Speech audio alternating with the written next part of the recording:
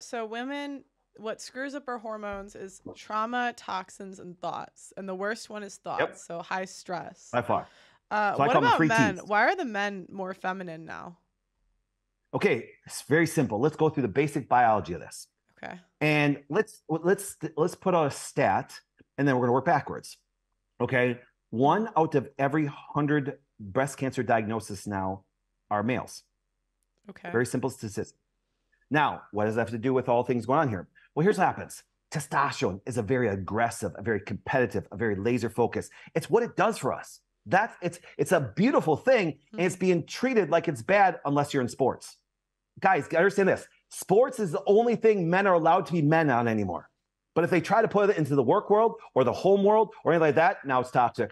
And I'm like going, you are working it. Yes. But think about this. Now, the majority of testosterone for guys is very simply made. You need a couple brain hormones and some ingredients, some cholesterol, and we'll get to that. Some cholesterol, some zinc, some other things, and you can produce the hormone testosterone.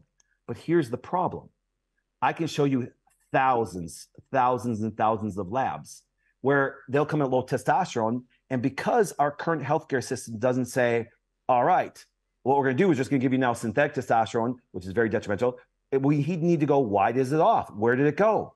Because it's produced, but just like certain hormones, So they can convert to other forms. So what they'll do is they'll try to like fix it by putting in a drug, but they don't talk about like what the original problem was.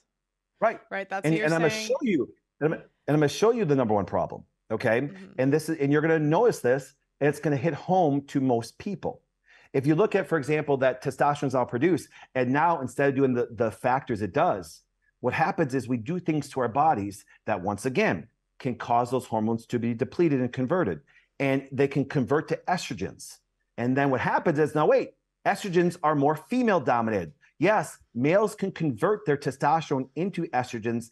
And one of the major factors that do that is the overconsumption of sugar. Because sugar now causes the aromatase of testosterone. Really? So too much sugar makes men more feminine? Yes, because what it does, well, here, let's do this. Okay. Let's change that phrase a little bit just so we stay within biology. Okay. When testosterone, once again, when we have an overconsumption, because remember, our body runs on sugar, but people do too much of it, especially males. Because when males are stressed out, just like females, they like to eat, they like to do things that way, but they don't grab, here, watch this, Pearl. I know you a little bit, but I imagine this. You've been through stress. You've been through things. And if you're stressed out, you go to your people and go, oh, man, I'm just so stressed out. I just crave an organic salad. No, that's the point. Yeah, see, we always crave because our body runs on sugar. We crave more sugar things. The sad part is we overconsume it. We need sugar. So don't think I'm against sugar. We need it. But the sad part is what we do now is we end up having these things that now overconsume, which now causes certain things to happen in our body. And it converts to estrogens. And now, if I were to give this, we know this. If I were to now inject synthetic estradiol in a guy, he will start to take on all the what kind of characteristics?